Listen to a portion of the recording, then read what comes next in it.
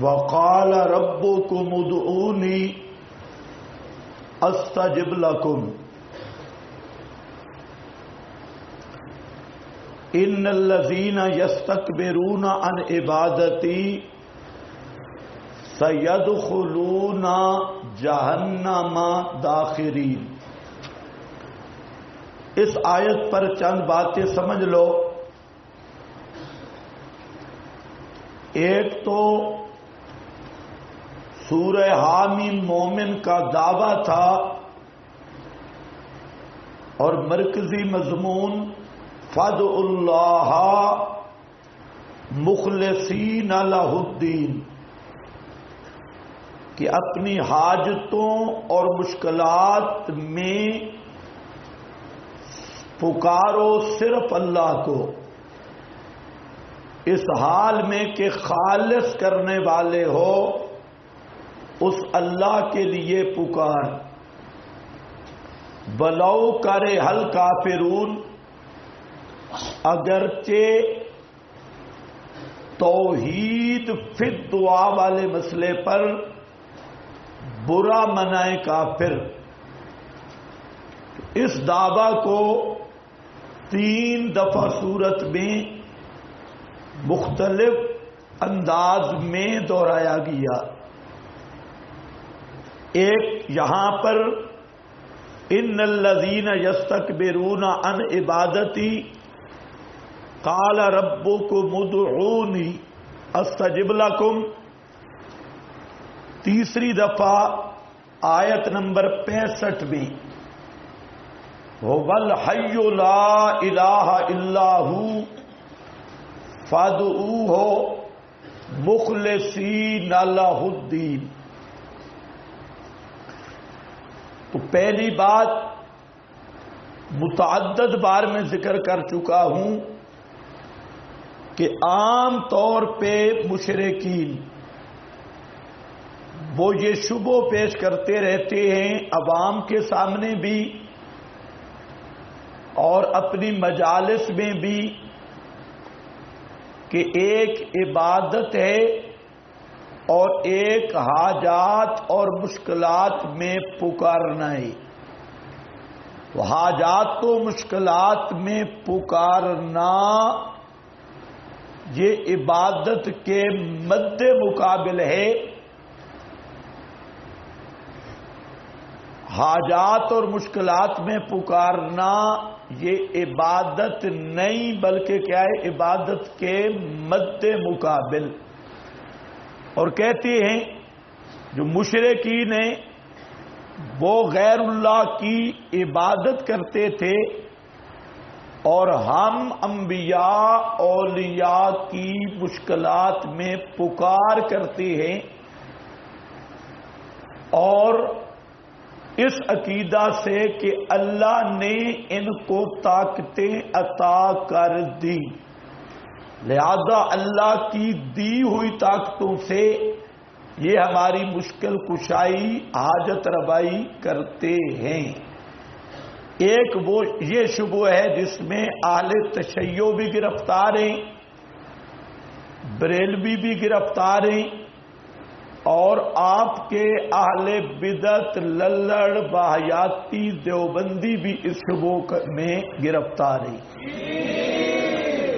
وہ بھی کہتے ہیں عبادت اور ہے، پکار اور ہے۔ اور ہونے کا مطلب کیا ہے کہ دونوں مد مقابل ہیں۔ حاجتوں میں پکارنا عبادت نہیں، یہ عبادت کے مد مقابل ہے۔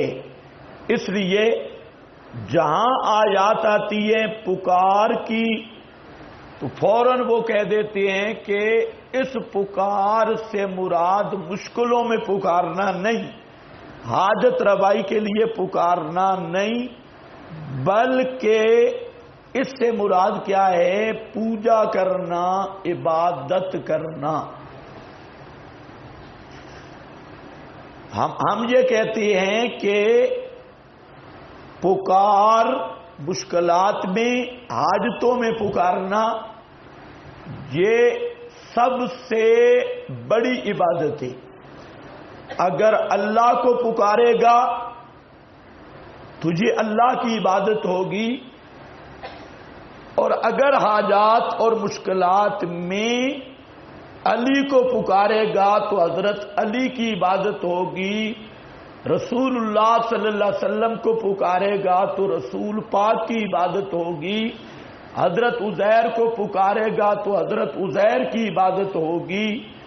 تو یہ فرق پہلے بھی میں نے ذکر کیا، پھر اس کو اچھی طرح ذہن میں رکھ لو اس عنوان کو کہ امور تکوینیہ میں امور ما فوق الاسباب، رزق کا معاملہ، احیاء زندہ کرنے کا معاملہ، اماتت موت دینے کا معاملہ، شفا عطا کرنے کا معاملہ، مقدموں سے رہائی کا معاملہ، اولاد دینے کا معاملہ، یہ جو امور ما فوق الاسباب ہیں یہ اللہ تعالی کے ساتھ خاص ہیں۔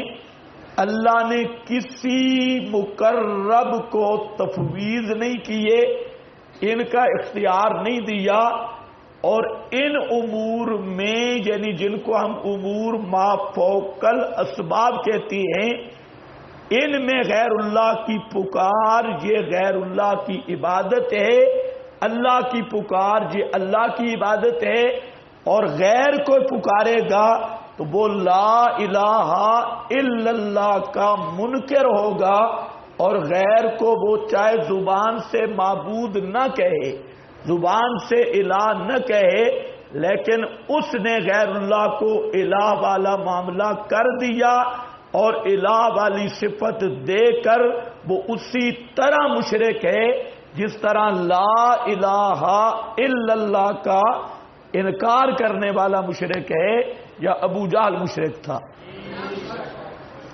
یہ بات ذرا ذہن میں رکھ لو۔ دوسری بات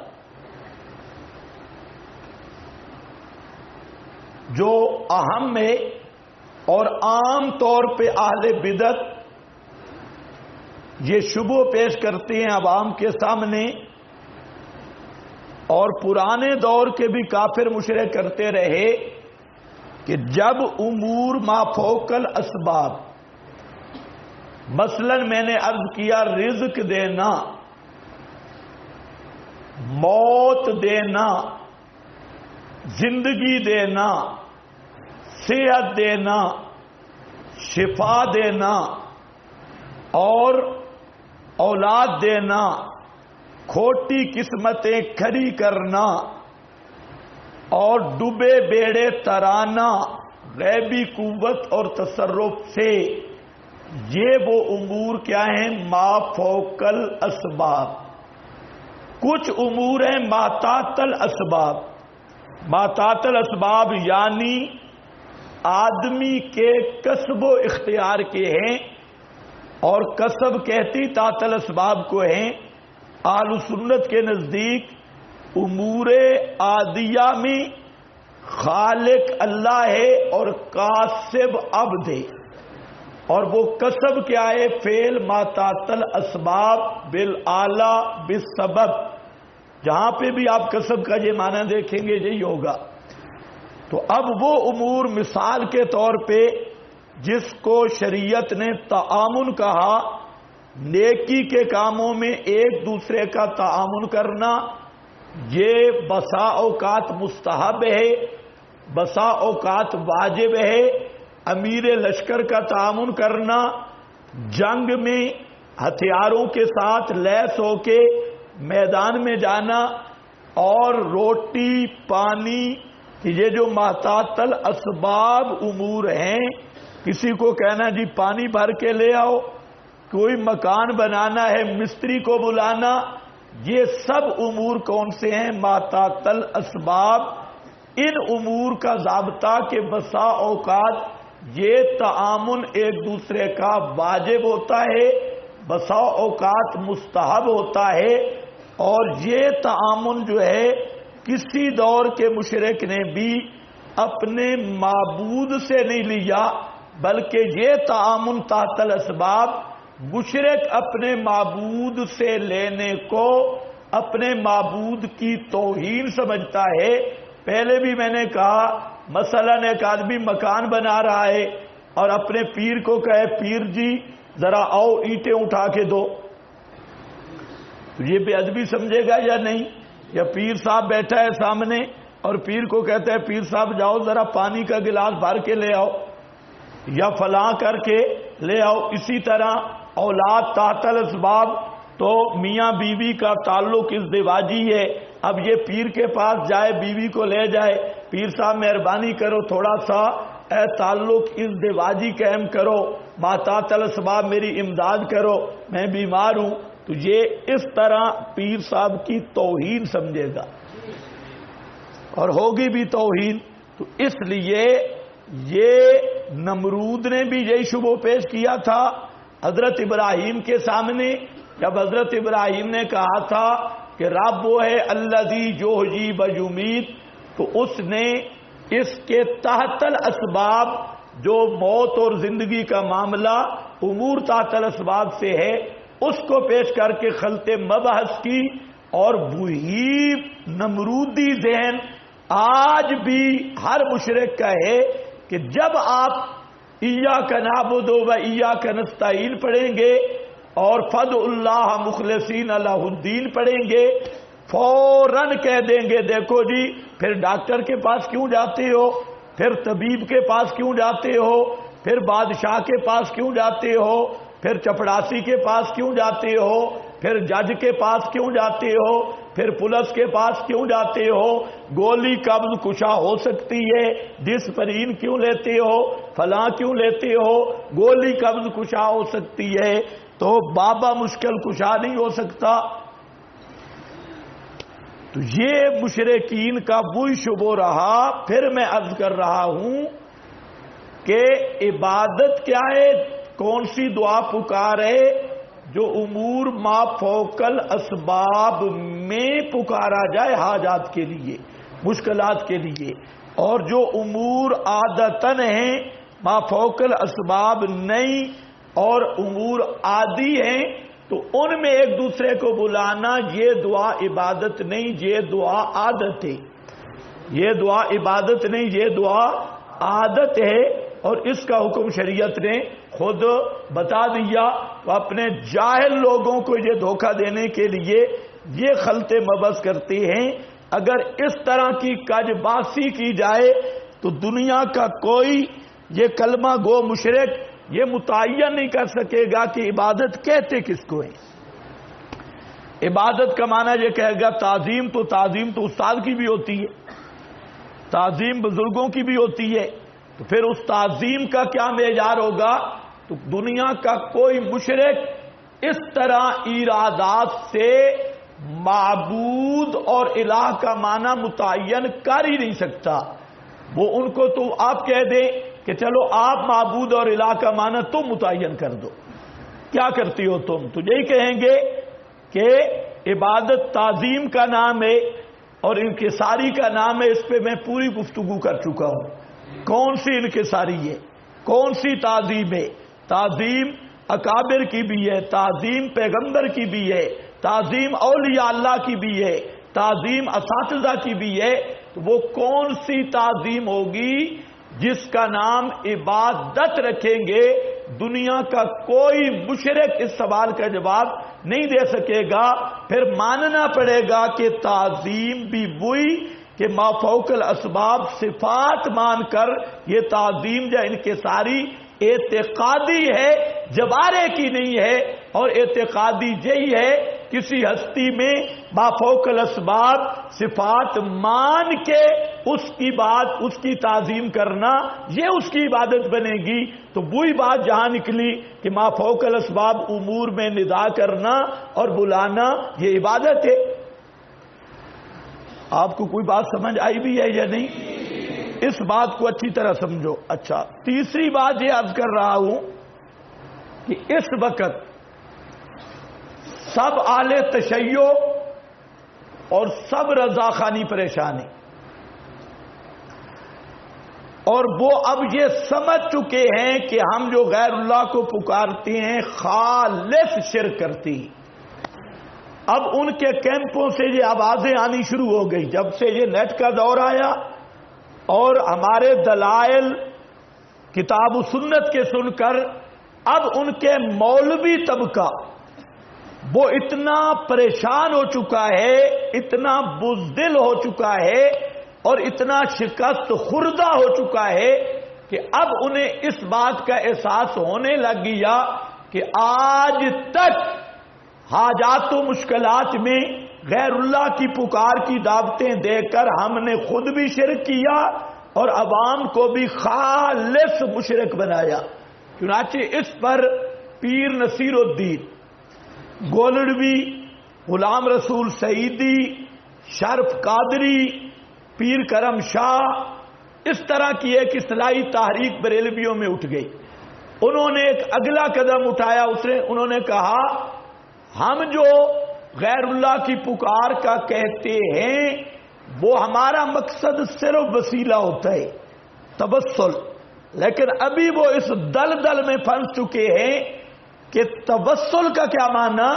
تم تو کہتے ہو بابا اغثنی، تم تو کہتے ہو بابا میری تیرے آگے، اور تو مجھے بیٹا دے، لے ککڑ تے دے پتر، لے ککڑ مرغا لے اور بیٹا دے، بکرا لے، کالا بکرا، سفید بکرا، اور ساری عوام تمہاری تقریریں سن کر قبر والوں سے جا کے منتیں مار رہی ہے، ان کو پکار رہی ہے، تمہاری اسی تلبیس سے مشرک بنے ہیں کہ تم نے اللہ اور مخلوق کا فرق ہی نہیں بتایا، اور ساری عوام درگاہوں پہ جو کھڑی ہے یا ادھر کھڑی ہو کے پکارتی ہے ان سے پوچھو، ان کو تو تم نے یہ سبق دیا کہ اللہ نے ان کو طاقتیں عطا کر رکھی ہیں، اللہ نے ان کو اختیارات سونپ دیے، تفویض کر دیے، ان کو تو تم نے یہ خالص کفریہ اور شرکیہ نظریہ دے دیا کہ اللہ نے اماتت کے اختیار ان کو دیے، احیاء کے اختیارات ان کو دیے،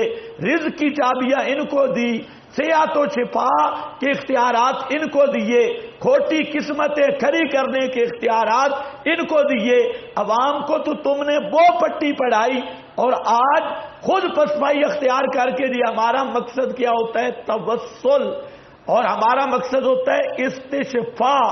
تو استشفاء اور توسل کا جو معنی ہے وہ ایک مستقل بات ہے، لیکن میرا سوال یہ ہے تمام اہل تشیع سے اور تمام اہل بریلویہ سے کہ کل تک تم نے عوام کو جو مشرک بنایا اور یہ تقریریں کی کہ اللہ رب العزت نے ان پیاروں کو سب کچھ عطا کر دیا، اب ان اور اللہ میں فرق یہ ہے کہ خالق اللہ ہے اور مختار کل، مالک کل، مشکل کشا، حاجت روا، دستگیر، سب کچھ دینے لینے والے، اللہ کی تقدیریں بدلنے والے، اولاد کے خزانے دینے والے، صحت کے خزانے دینے والے اور ساری نعمتیں دینے والے، یہ بابے ہیں، یہ مقربین ہیں۔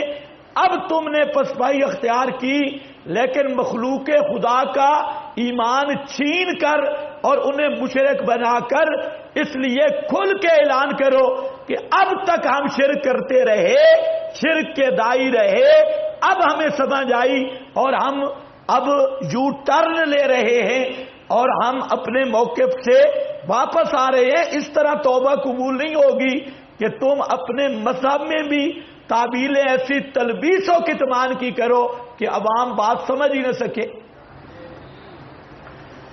اب پیر نصیر الدین نے صاف کہہ دیا کہ جو قبر والوں کو حاجت روا مشکل کشا مانتا ہے تفویضی طور پر بھی، تو وہ ابو جہل کی طرح مشرک ہے۔ اس نے کھل کے کہا، تو ان کو کہو تم بھی کہو، یہ آگے تم نے کیا وسیلہ، تم وسیلے کے کیا لگتے ہو؟ تم تو پورا شرک کا پتیلا عوام میں تقسیم کرتے ہو، کبھی وسیلہ کبھی استشفاء۔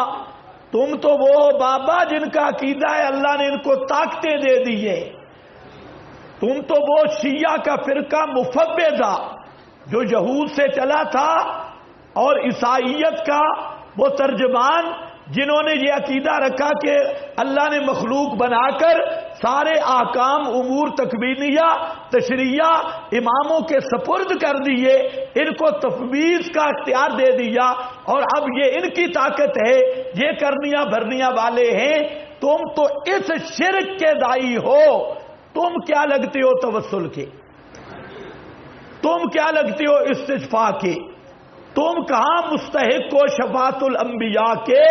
انبیاء کی شفاعت قیامت کو ہوگی اور وہ بھی مشرک کے حق میں نہیں ہوگی۔ تو یہ بات ذرا ذہن میں رکھنا، آج یہ لوگ پسپا ہو چکے ہیں۔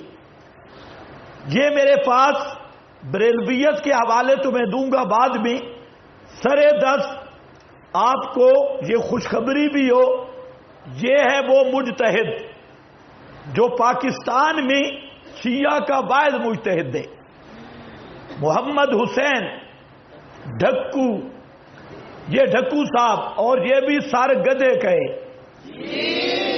سرگدہ، سرگودا، سرگدہ۔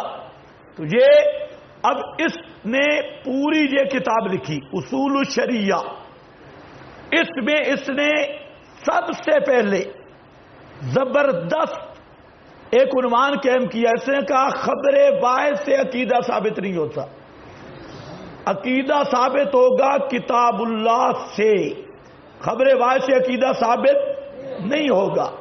اس پہ اس نے بڑی بات کی۔ پھر یہ شروع ہوا کہ ائمہ کو جو حضرات کہتے ہیں اللہ نے طاقتیں دے دی، اختیارات تفویض کر دیے، وہ پکے مشرک ہیں۔ اللہ نے کسی امام کو طاقت نہیں دی، اللہ نے کسی کو مشکل کشائی، حاجت ربائی، احیاء، اماتت، اس کی طاقت قطعاً نہیں دی۔ اگر یہ طاقت علی میں مانے تب بھی مشرک ہے، اور یہ طاقت نبی میں مانے تب بھی مشرک ہے۔ کل ہم کہتے تو بڑی تکلیف ہوتی تھی، آج تو یہ بابا پوری کتاب اس نے لکھی، اور پھر اس نے یہ ایک عنوان یہ قائم کیا کہ انبیاء اور امام سب بشر تھے، جو انبیاء کو یا اماموں کو نور کی تخلیق کہتا ہے وہ کافر ہے۔ پھر اس نے یہ لکھا کہ علم الغیب اللہ کا خاصہ ہے، اور جو مخلوق کے لیے، امام کے لیے، نبی کے لیے علم غیب مانتا ہے، اور امام نبی کے متعلق اس کا علم غیب حضوری مانتا ہے، اور یہ ایسا ملکہ مانتا ہے کہ نبی اور امام غیب دانی کا ان کو ملکہ عطا کر دیا گیا، تو وہ آدمی بھی کٹر کافر اور مشرک ہے۔ یہ کون ہے؟ محمد حسین صاحب، مجتہد، سرکار صدر المحققین، سلطان المتکلمین، حجت الاسلام والمسلمین، حضرت علامہ الشیخ محمد حسین النجفی، اور یہ اسی سیتلا ٹون سرگودا سے چھپی ہے، اور اس کا پیچھے پورا ایڈریس بھی موجود ہے، اور ہم نے یہ ڈھکو صاحب کے گھر سے منگوائی ہے۔ اگر ڈھکو صاحب سن رہے ہوں کبھی سن لیں تو یہ بھی ذرا تحقیق کریں بھئی وہاں تک ہمارے ہاتھ کیسے پہنچے اور وہاں سے یہ کتاب کس طرح آئی۔ اب ڈھکو صاحب کی آپ ذرا باتیں بھی چند سن لیں۔ یہاں پر ڈھکو صاحب کہتے ہیں، یہ صفحہ نمبر 334 ہے،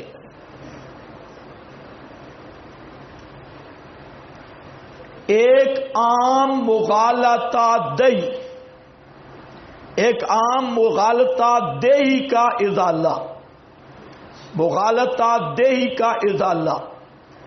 پورے توجہ سے سننا، میں آرام سے پڑھ رہا ہوں۔ میدان شرک کے شاہ سوار، کس کے؟ میدان شرک کے شاہ سوار بالعموم اس مقام پر یہ کہہ کر عوام الناس کی آنکھوں میں دھول ڈالنے کی کوشش کیا کرتے ہیں کہ ہم آل بیت کو خدا یا خدا جیسا تھوڑا سمجھتے ہیں، ہم تو ان کو خدا کا خاص بندہ سمجھ کر ان سے مدد مانگتے ہیں۔ اس کا جواب یہ ہے کہ جب خدا کی صفات خاصہ ان میں تسلیم کر لیں اور خدائی کاموں کا مطالبہ ان سے کر لیا، اولاد ان سے مانگی، دکھ درد دور کرنے کی استدعا ان سے کی، ازالہ مرض کا سوال ان سے کیا، مقدمات میں کامیابی حاصل کرنے کی دعائیں ان سے کی، روزی ان سے طلب کی، باعلی حاضر قیاس، حالانکہ یہ سب کام خدا سے مختص ہیں جیسا کہ اوپر ثابت کیا جا چکا ہے، تو باقی کیا رہ گیا؟ باقی کیا رہ گیا؟ سبحان اللہ اما یشرکون۔ آگے اس نے لکھا اللہ پاک ہے ان چیزوں سے جس سے مشرک شریک کر رہے ہیں۔ تو کہتے ہیں کہ یہ بہانہ نہیں چلے گا کہ ہم ان کو خدا نہیں مانتے، جب سارے خدائی اختیارات ان میں تم نے مانے ہیں تو باقی کیا رہ گیا؟ خدا کہو یا نہ کہو، خدا تو تم نے مان لیا۔ اسی طرح یہ ڈھکو صاحب یہاں پر کہتے ہیں صفحہ نمبر 333 مقام الوہیت کی وضاحت۔ کل تک ہم سے لڑنے والے انشاءاللہ سارے ریورس گیئر لگائیں گے۔ یہ مقام الوہیت کی وضاحت۔ اب قابل غور اور تدبر یہ بات ہے کہ کون کون سے کام مقام الوہیت سے تعلق رکھتے ہیں۔ 20ویں پارہ کا پہلا رکوع بغور پڑھنے سے کم از کم 15 عدد تکوینی امور کی انجام دہی ذات خداوندی سے وابستہ ہونا ثابت ہو جاتا ہے۔ ان امور کی اجمالی فہرست یہ ہے۔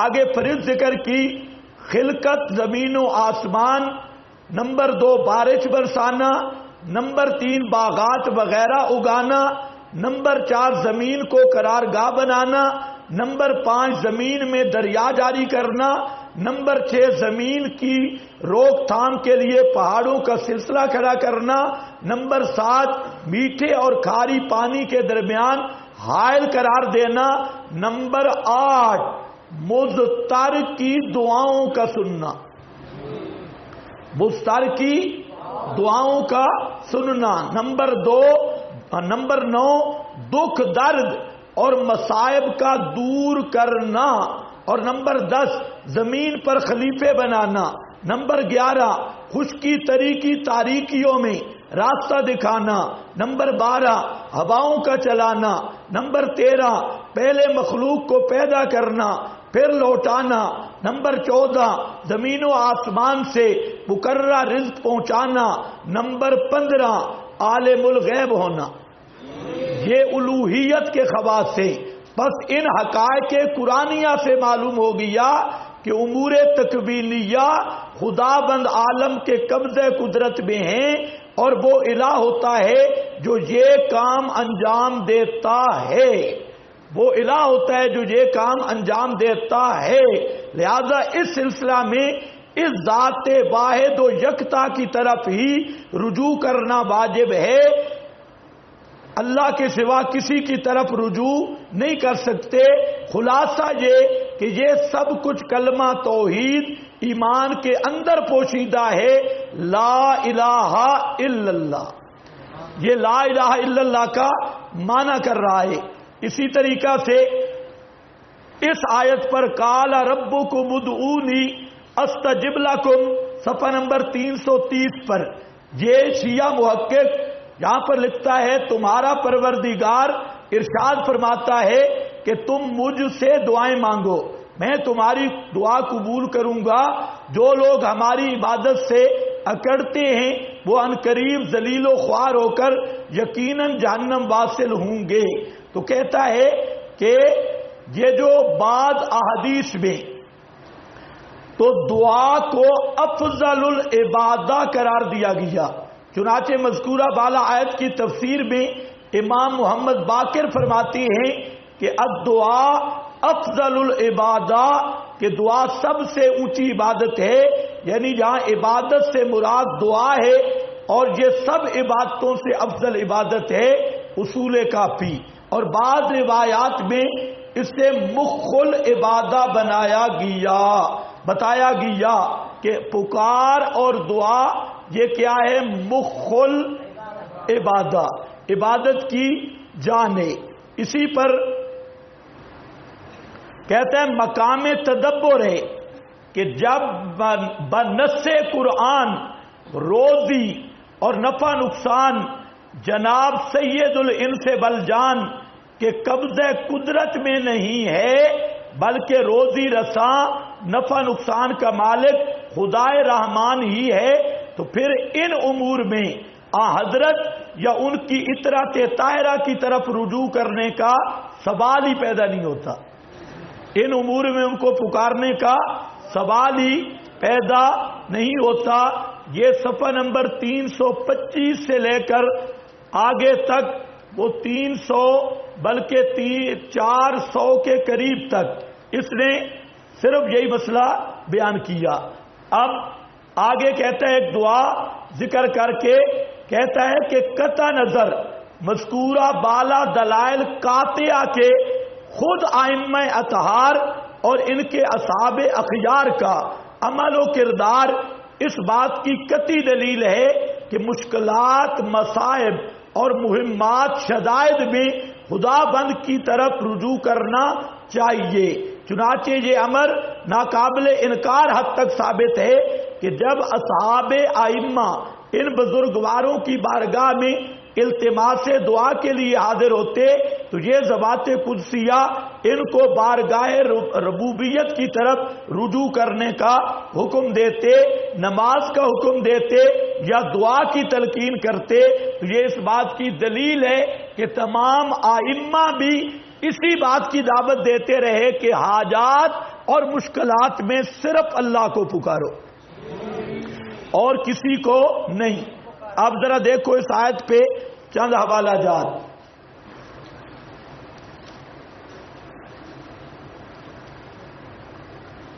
یہی بات پیر نصیر الدین نے کی ازالت الریب میں، سعیدی نے تبیان القرآن میں، پیر کرم شاہ نے ضیاء القرآن میں۔ تو میں نے کہا اب یہ واپسی کرنا رجوع کر رہے ہیں، لیکن رجوع کرنا چاہیے کھل کر۔ میں تمام بریلوی حضرات اور اہل تشیع سے التماس کرتا ہوں کہ یہ دنیا گزر جائے گی، جہنم کا عذاب بہت سخت ہے، اس لیے اب تک جو تم نے شرک کیا کھل کے توبہ کا اعلان کرو اور لوگوں کو بتاؤ کہ اللہ کی صفات میں اللہ کا کوئی بھی شریک نہیں ہے اور پکار کے لائق صرف اللہ ہے، کوئی بابا پکار کے لائق نہیں ہے۔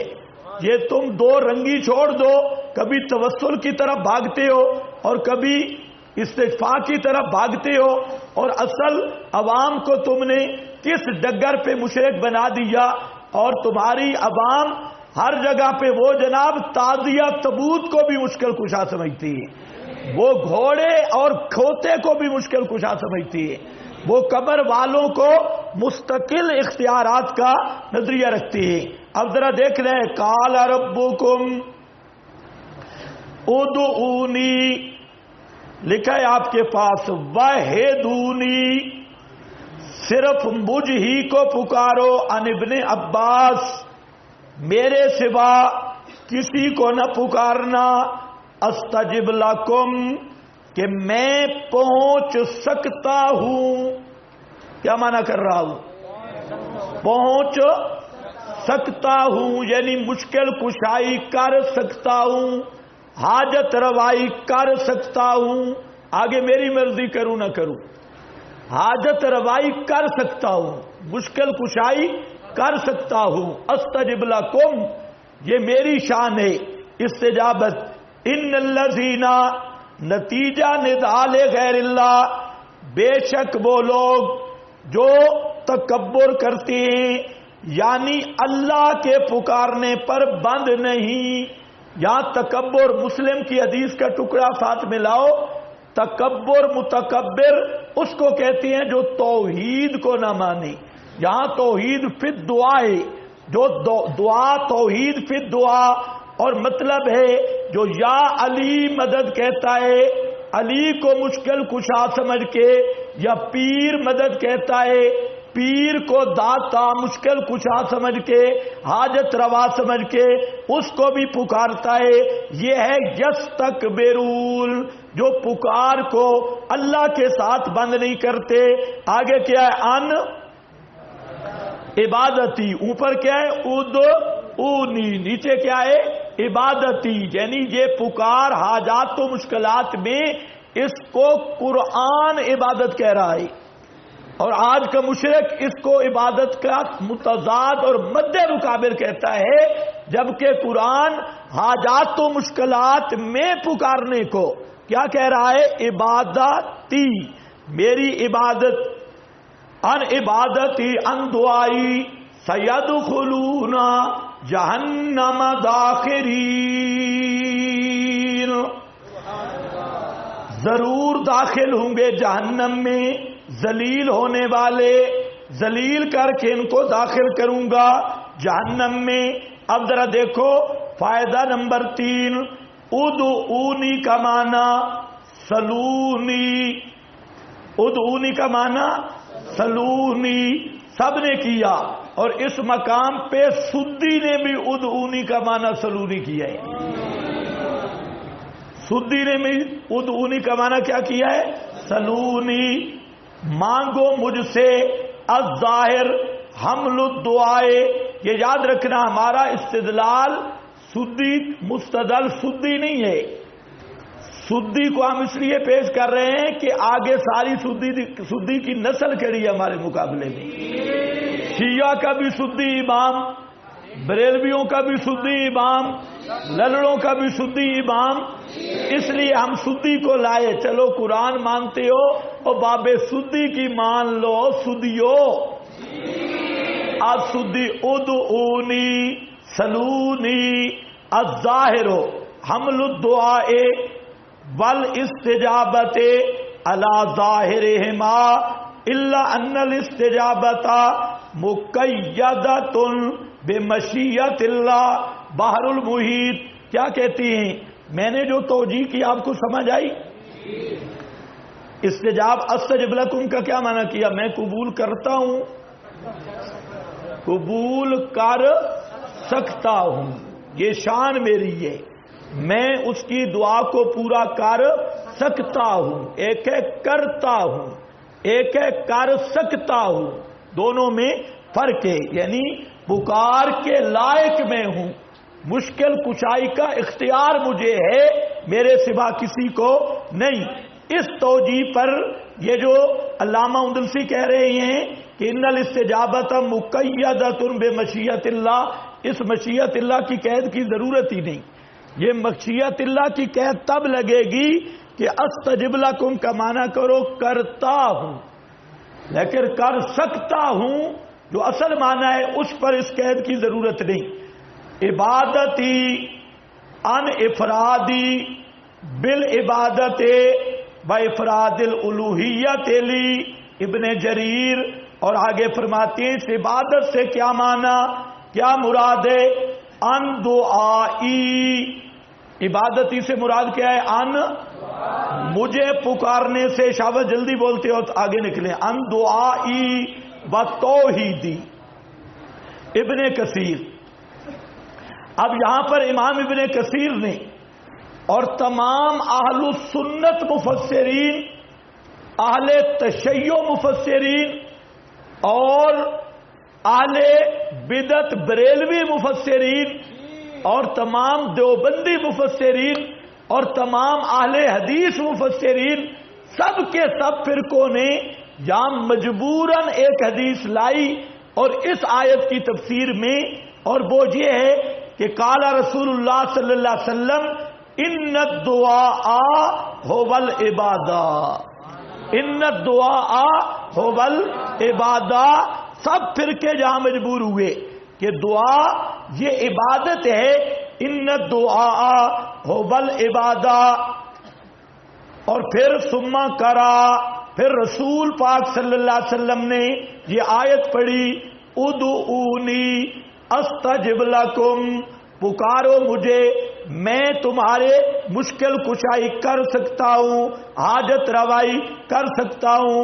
ان الذین یستکبرون عن عبادتی سیدخلون جہنم داخرین۔ اس کے بعد اگلا یہ ابن کثیر ہے۔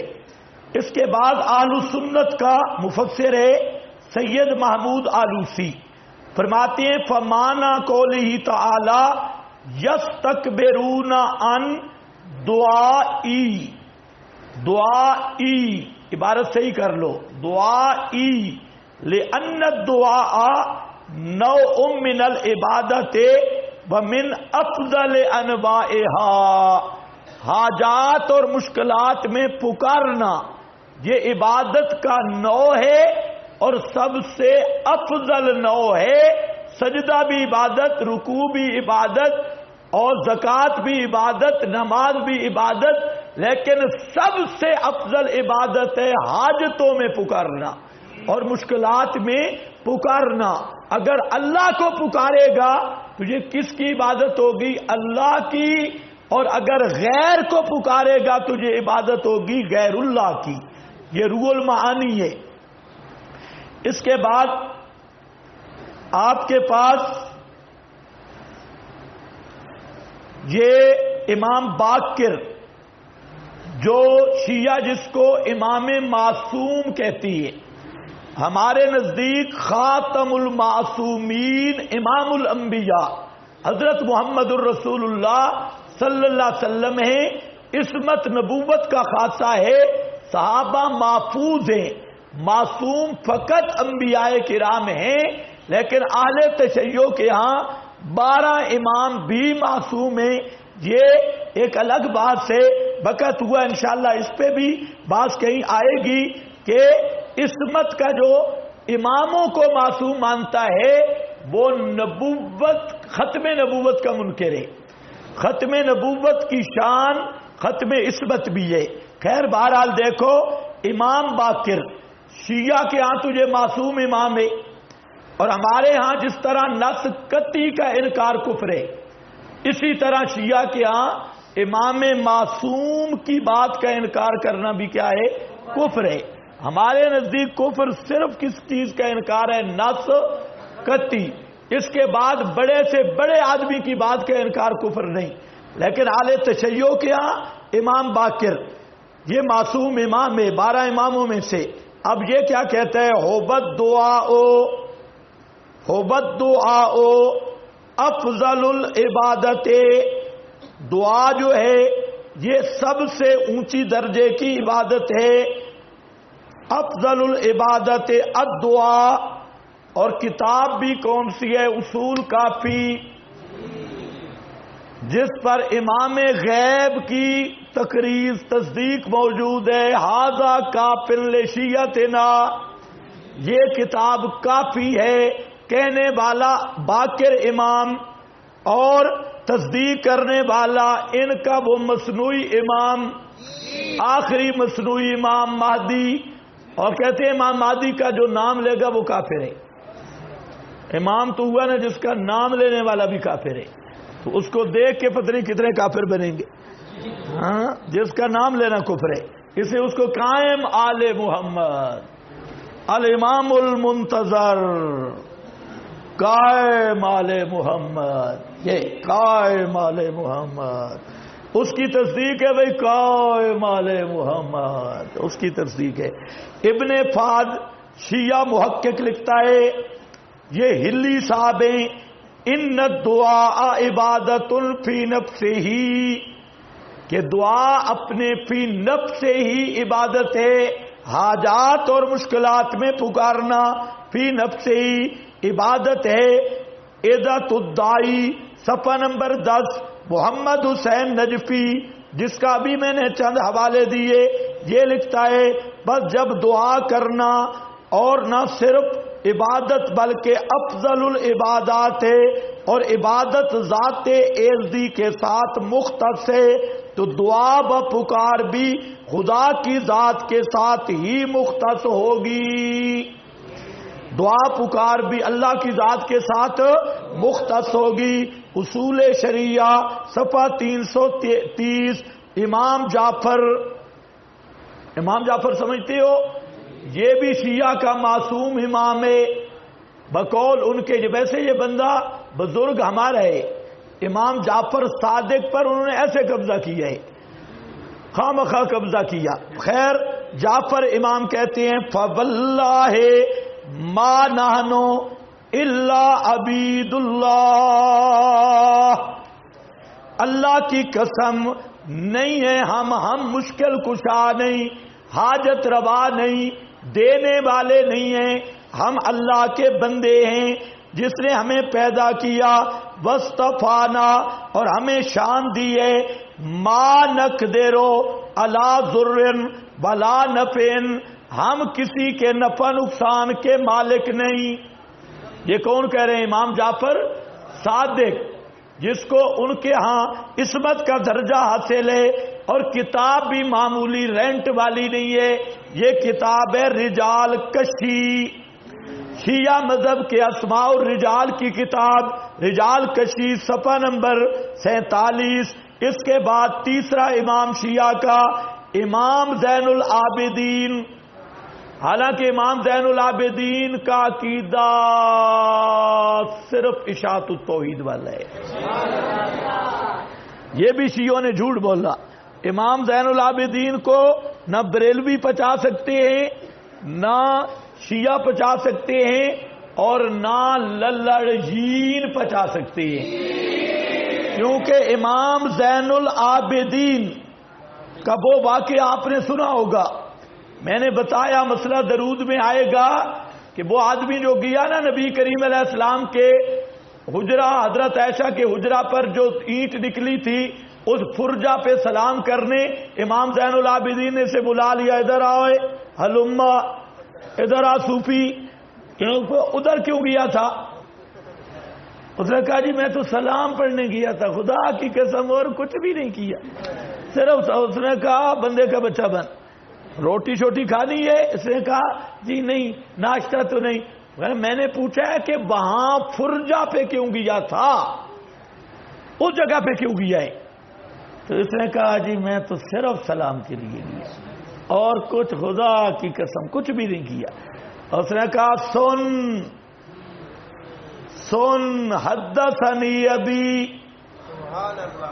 میرے ابا حسین نے مجھے بتایا، قال حدثنا ابی، یعنی جدی حسین کے ابا علی نے حسین کو بتایا، اور علی نے اللہ کے نبی سے سنا، اور پیغمبر نے فرمایا لا تجعلوا قبری عیدا، میری قبر پہ میلے نہ لگانا، عیدا رش نہ کرنا، جم گھٹا نہ بنانا، صلو علیہ، جہاں تک درود کا مسئلہ ہے درود پڑھا کرو، ان صلاتکم تبلغنی حیث ما کنتم، تم جہاں پر بھی درود پڑھو گے اس کا ثواب اللہ مجھ تک پہنچا دے گا، حیث ما کنتم، قبر پہ پڑھو تب بھی تبلغنی، سمیت تو کوئی نہیں، حجرہ کے فرجہ پہ پڑھو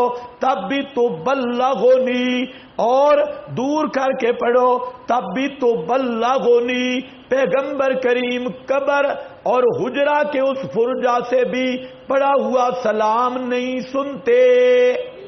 یہ کس نے کہا تھا؟ امام زین العابدین۔ یہ اور اس نے کہا جی امام صاحب نے فرمایا سنو صوفیہ، وما انتم ومن بالاندلس الا سوا، تیرا پیغمبر کی قبر مبارک پہ درود پڑھنا اور ایک آدمی اندلس شہر میں کھڑے ہو کے پڑھے، دونوں برابر ہیں، نہ پیغمبر کریم اندلس سے سنتے ہیں اور نہ قبر سے سنتے ہیں۔ وما انتم،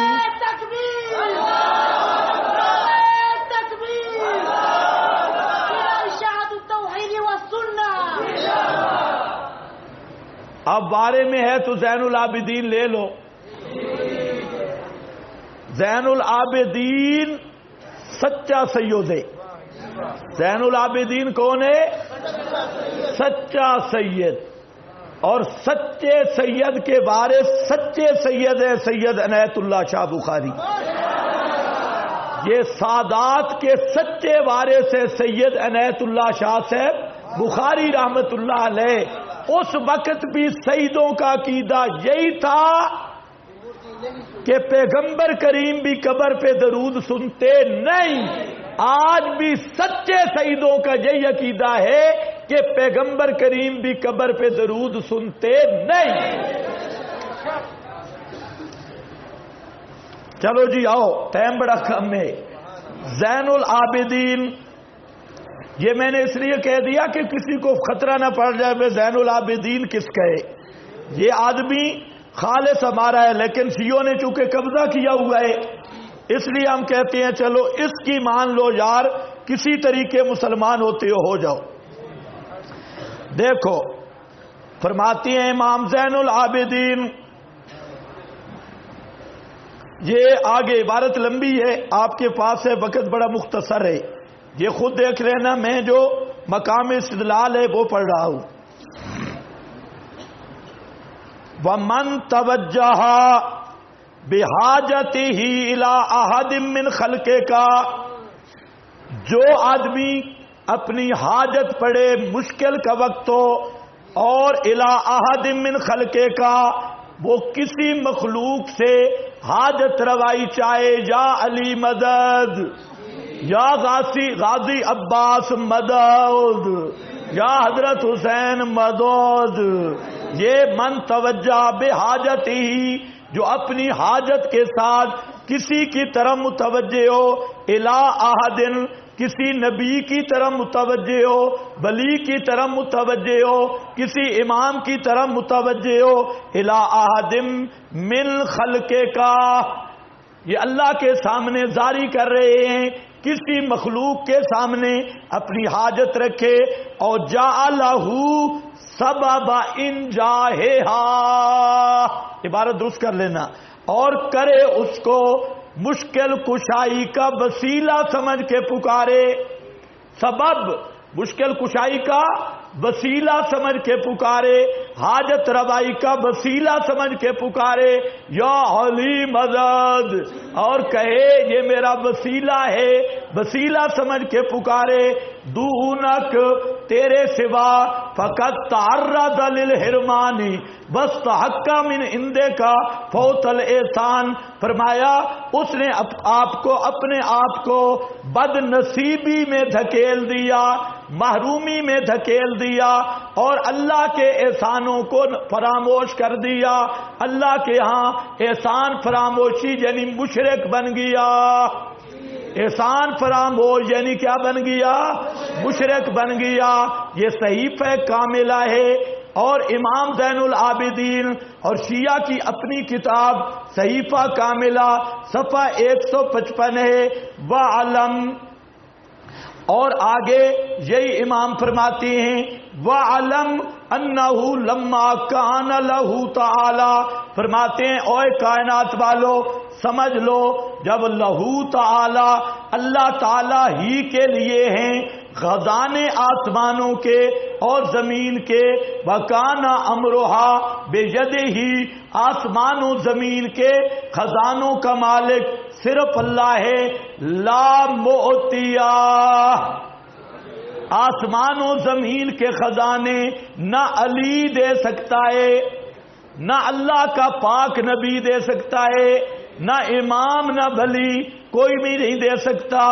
لا مؤتیا ولا مانیا، اور اگر اللہ دھکا لا دے وے، روک دے وے، اور اللہ دینا چاہے دے کوئی نہیں، ہٹا کوئی نہیں سکتا، مانے کوئی نہیں بن سکتا. اللہ وقد امر بالدعاء، اللہ نے خود حکم دیا ہے دعا کا. وتکفل بالاجابہ، اور اللہ نے ذمہ داری لی ہے کہ اے لوگو تم دعا کرو مجھ سے. ادعونی، استجب لکم، تم مجھ سے حاجتوں میں سوال کرو، مشکل کشا صرف میں ہوں، حاجت روا صرف میں ہوں۔ وحسل خلقا، اللہ نے مخلوق کو ترغیب دی ہے اور ابھارا ہے، الا ان یسألوہ، یہ کہ اللہ ہی سے مانگے کیونکہ دینے والا اللہ ہے۔ فقال بسأل اللہ من فضلہ، اور فرمایا اللہ سے مانگو اس کے فضل سے۔ یہ ساری عبارتیں آگے دیکھتے جاؤ۔ وہ کس چیز کی عبارت ہے؟ بہت لمبی عبارت۔ ہاں یہ صحیفہ ہے ریاض الصالحین، اس کی لمبی عبارت ہے، اس کو دیکھتے جانا۔ آخر پہ زبردست فتویٰ لگایا کہ جو اللہ کے سوا کسی اور جگہ سے مانگتا ہے تو وہ خالص بد نصیب اور بدبخت ہے، کسی مخلوق کو بھی پکارتا ہے۔ اس کے بعد اگلا والا ہے، امام جعفر صادق فرماتے ہیں، یہ حدیث قدسی بیان کرتے ہیں کہ اللہ تعالیٰ فرماتا ہے وَعِزَّتِي وَجَلَالِي وَمَجْدِي وَارْتِفَاعِي، میری عزت کی قسم، میری جلال کی قسم، میری عظمت کی قسم اور میری عرش پر بلندی کی قسم، البتہ ضرور بے ضرور کاٹ دوں گا ہر امید کرنے والے کی امید کو جو میرے علاوہ کسی سے امید لگائے گا۔ سمجھے کہ نہیں؟ جو میرے سوا کسی کے ساتھ بھی امید لگائے گا۔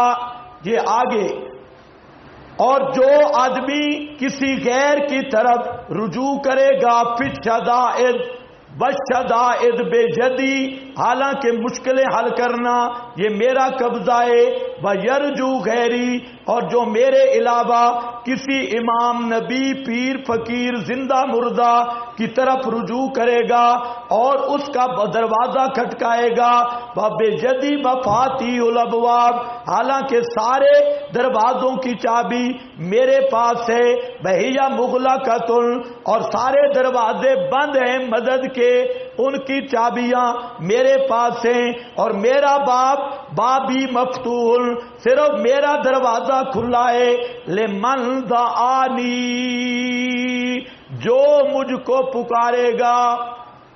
کیا مطلب؟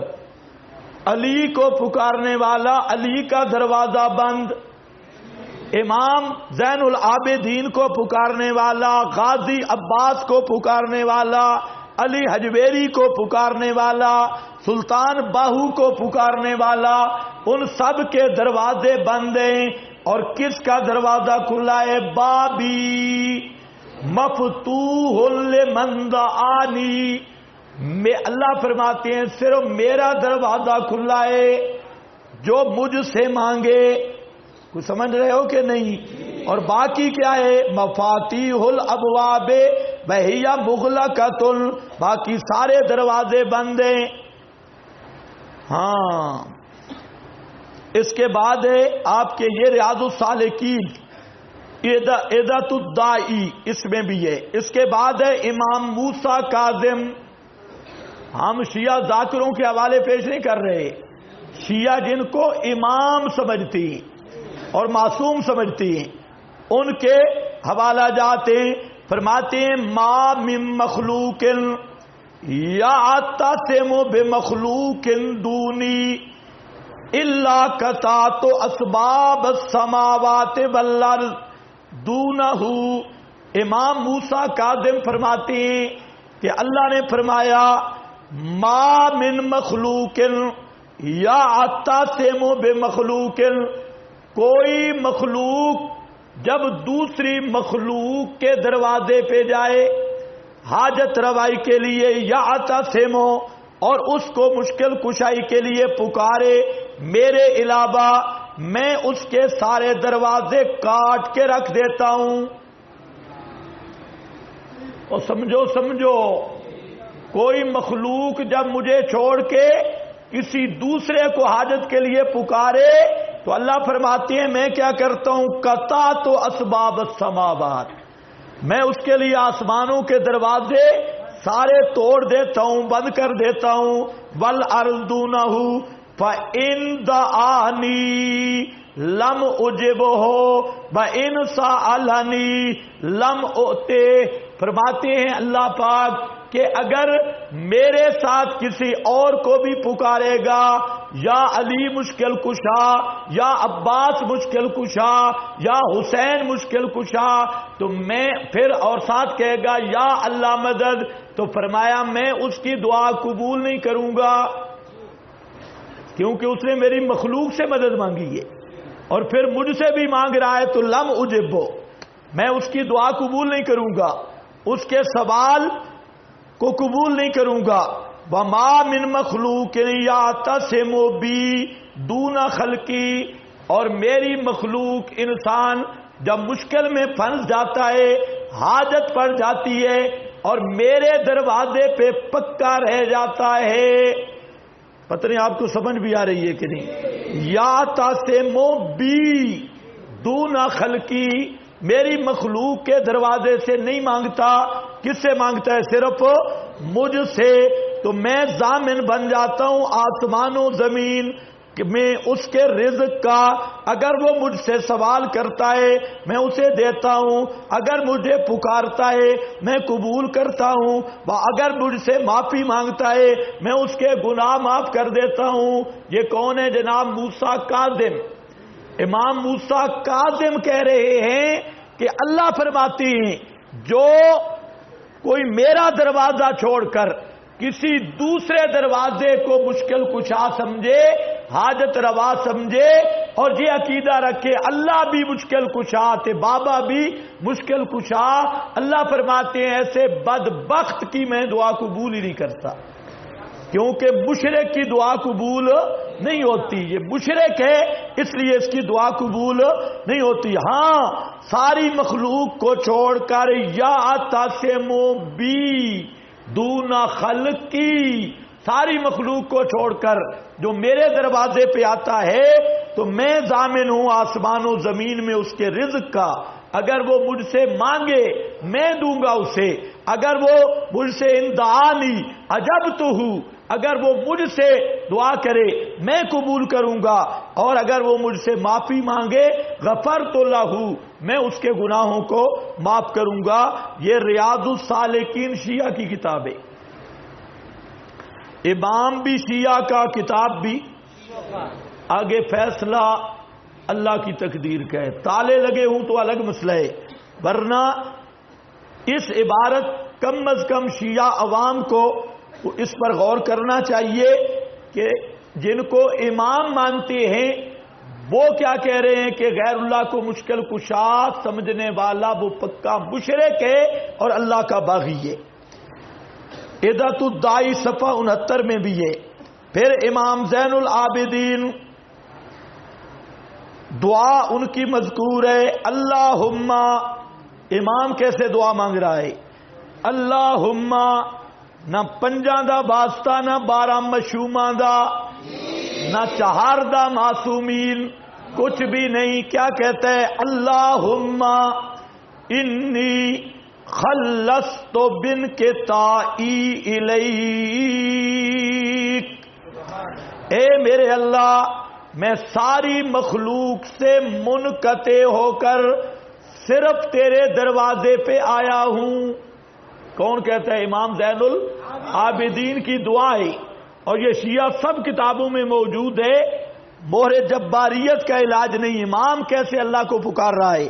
اللہم، اے میرے اللہ میں خالص ہو کے آیا ہوں، رلا ملا کوئی نہیں میرے اندر، بے انقطاعی الیک، سب سے ٹوٹ کے تیرے دروازے پہ آیا ہوں، وَأَقْبَلْتُ عَلَيْكَ، اور میں صرف تیری طرف متوجہ ہوا ہوں، نہ کربلا معلیٰ، نہ نجف اشرف، کہیں بھی نہیں جا رہا۔ کیا اقبلت علیک، صرف تیرے اوپر میرے توکل اور امید ہے۔ وصرفت وجہی، صرفت وجہی امن یحتاج الی ربک، وقلبت مسئلتی امن لم یستغن عن فضلک۔ اس عبارت کو ذرا سمجھنا ہے۔ میں نے اپنا چہرہ پھیر لیا ہے. یہ زین العابدین ہے بابا. کیا ہے؟ سرفت وجہی، میں نے اپنا چہرہ پھیر لیا. کس سے؟ امن، اس آدمی سے، اس ہستی سے جو تیرے انعام کی محتاج ہے. اللہ جو تیرے انعامات کے محتاج ہیں. علی محتاج ہے یا نہیں؟ پیغمبر کریم اللہ کے انعامات کے محتاج ہیں یا نہیں؟ امام زین العابدین کے لفظ دیکھو. امام زین العابدین کہتے ہیں اللہ جو تیری نعمتوں کا محتاج ہے تیرا، میں نے اس سے چہرہ پھیر لیا، اس سے نہیں مانگتا، چاہے بابا حسین، بابا علی، کوئی بھی ہو. بقلب تو، اور میں نے پھیر لیا ہے اپنا سوال یعنی مانگنا اس سے جو تیرے فضل سے مستغنی نہیں ہے. جس کو تیرے فضل کی ضرورت، جو تیرے فضل کا محتاج ہے، میں نے اس سے اپنا مسئلہ دعا نہیں کرنی، کیونکہ جو محتاج ہو وہ مشکل کشا نہیں. جو تیرے فضل کا محتاج ہے وہ حاجت روا نہیں. جو تیرے فضل کا محتاج ہے وہ دینے والا نہیں ہے. اس لیے زین العابدین کہتے ہیں اللہ جو تیری نعمتوں کا تیرا محتاج، تیرے فضل کا تیرا محتاج، انبیاء، اولیاء، ائمہ سارے، میں زین العابدین ان کو مشکل کشا نہیں مانتا، حاجت روا نہیں مانتا. برأیتو ان طلب المحتاج الی المحتاج، اور میں نے دیکھا ہے کہ جو آدمی محتاج ہے اور محتاج کے دروازے پہ جا رہا ہے. سبحان اللہ. کیا ہے؟ محتاج کس سے مانگ رہا ہے؟ محتاج سے. تو یہ کیا ہے؟ صرف مر رہا یہ بالکل کھوتا دماغ ہے، نرا کھرکا ہے، کھرکا نرا کھوتا ہے. جو محتاجوں سے حاجت روائی طلب کرتا ہے، مشکل کشائی طلب کرتا ہے، یہ نرا گدھے کا گدھا ہے. بذلت من عقل ہی ہے، بھی بالکل بد عقل بھی ہے، بد فطرت بھی ہے. عقل بھی اس کی کام کی نہیں. یہ کون کہہ رہے ہیں؟ امام زین العابدین. جملے دیکھو کہ یا اللہ جو محتاج کے پاس جائے اور اسے مشکل کشا سمجھے، حاجت روا سمجھے، وہ تو بالکل الو کا پٹھا ہے، بالکل گدھا ہے. یہ کون کہہ رہے ہیں؟ امام زین صرف من رأیہ وذلت من عقلہ. اس کا عقل بھی گم ہے اور ہے بھی رائے کا بھی بالکل گدھا اور بے وقوف، عقل و نقل کے خلاف. یہ ہے جناب صحیفہ صفحہ 150 اور چھپی ہوئی ہے ایران سے. ایران سے آئی یہ کتاب، اور یہ کتاب امام زین العابدین نے فیصلہ کر دیا کہ مشکل کشا کون ہے، حاجت روا کون ہے، دعائیں پکارے سننے والا کون ہے. یہ کون کہہ رہا ہے؟ امام موسیٰ کاظم بھی، امام جعفر صادق بھی، اور امام زین العابدین بھی. اسی کی تشریح میں شیعہ محقق سید علی خان، یہ بڑا محقق ہے شیعہ کا، انہی جملوں کی تشریح میں لکھتا ہے وَمِنَ التَّوَكُّلِ أَلَّا تَطْلُبْ لِنَفْسِكَ نَاصِرًا غَيْرَ اللَّهِ. کہتے ہیں اس کا مطلب ہے اللہ کے سوا کسی کو ناصر سمجھ کے، مددگار سمجھ کے اس پہ بھروسہ نہ کرنا. بلال رزق کا قاسمن، اور اپنے رزق کے لیے غیر اللہ کو قاسم بھی نہ سمجھنا، غیر اللہ کو قاسم بھی نہ سمجھنا. بلال عمل کا شاہدن، اور اپنے عمل پہ غیر اللہ کو حاضر ناظر بھی نہ سمجھنا، گواہ بھی نہ سمجھنا. یہ اسی عبارت کا معنی کرتا ہے کہ اللہ کے سوا کسی کو ناصر مددگار نہ سمجھنا. اور یہ بے ایمان کیا کہتا ہے؟ حاجتاں تے مشکلاں وچ یا علی پہنچدا یا خدا پہنچدا ہے. گدھے کے بچے. حاجتوں اور مشکلوں میں صرف کون پہنچتا ہے؟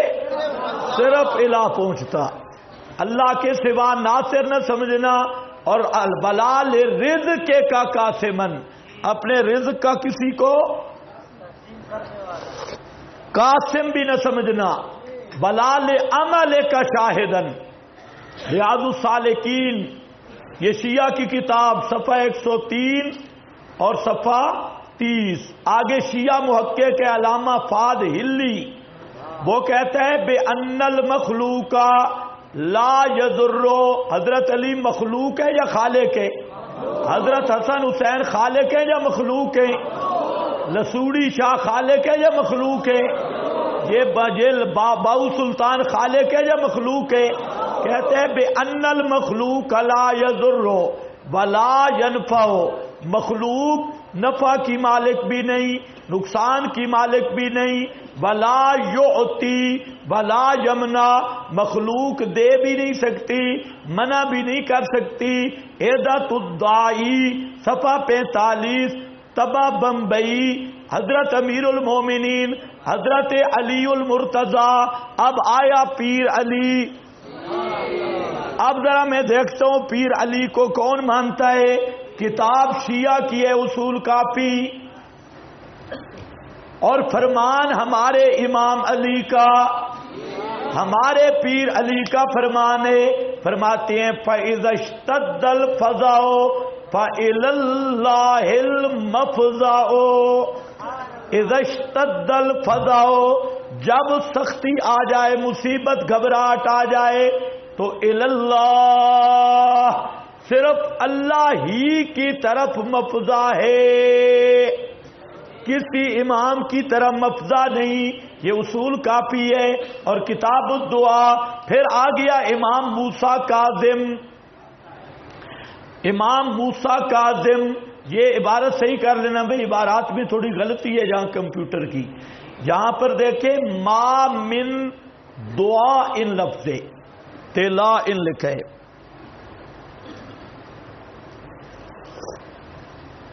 لکیر کے فقیر نہیں بننا۔ ما من دعا نہیں، میں نے غلط کہہ دیا، ما من بلائن، دعا نہیں، ما من بلائن،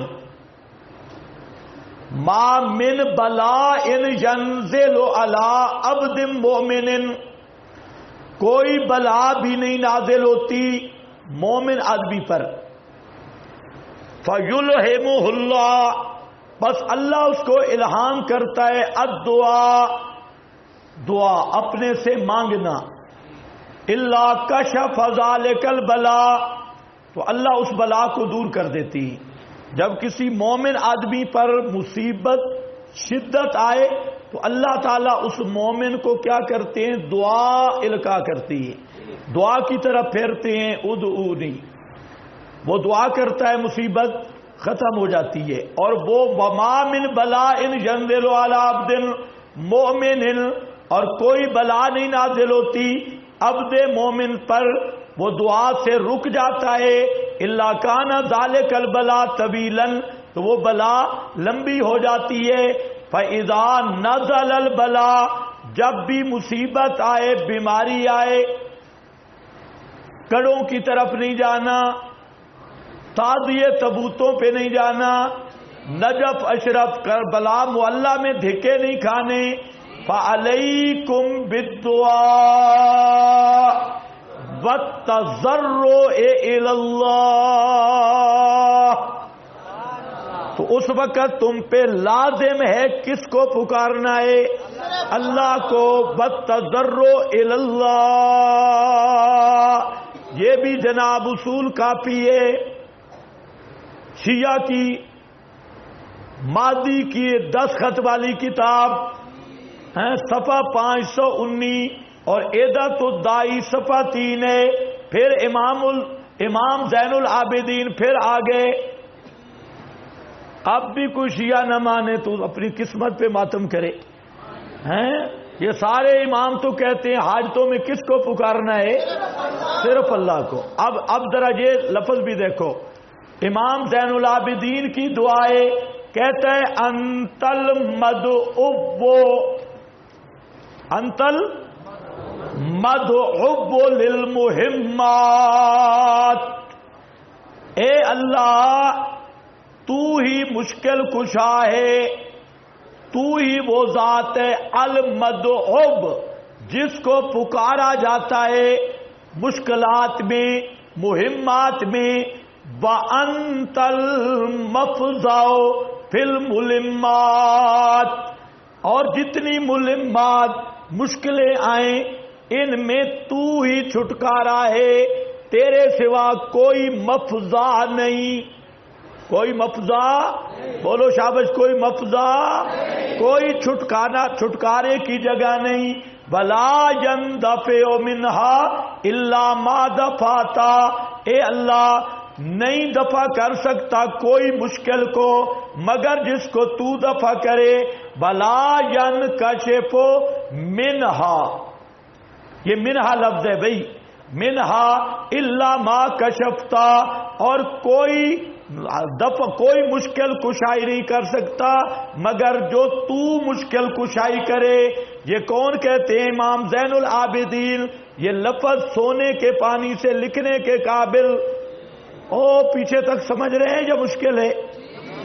انت المدعو للمہمات وانت المفزع فی ولا يندفع منها الا ما ولا ينكشف منها الا ما کشفتا، صحیفہ صفحہ 94۔ اسی دعا کی تشریح کرتا ہے شیعہ محقق سید علی خان، کہتا ہے یہاں جو آیا انت المدعو، تعریف المسند ہنا بلام الجنس لافادۃ الکسر تحقیقا باعتبار تقییدہ بظرف اذ لیس غیرہ تعالی مدعوا للمہمات۔ یہ کیا کہہ رہا ہے بھائی؟ بولو کہ تعریف مسند کی جہاں پر لام جنس کے ساتھ کیوں ہے؟ لافادۃ الکسر، حصر کے پیدا کے لیے، اور اس بات کو پکا کرنے کے لیے مقید کرنا ظرف کے ساتھ کہ اذ لیس غیرہ تعالی مدعوا للمہمات۔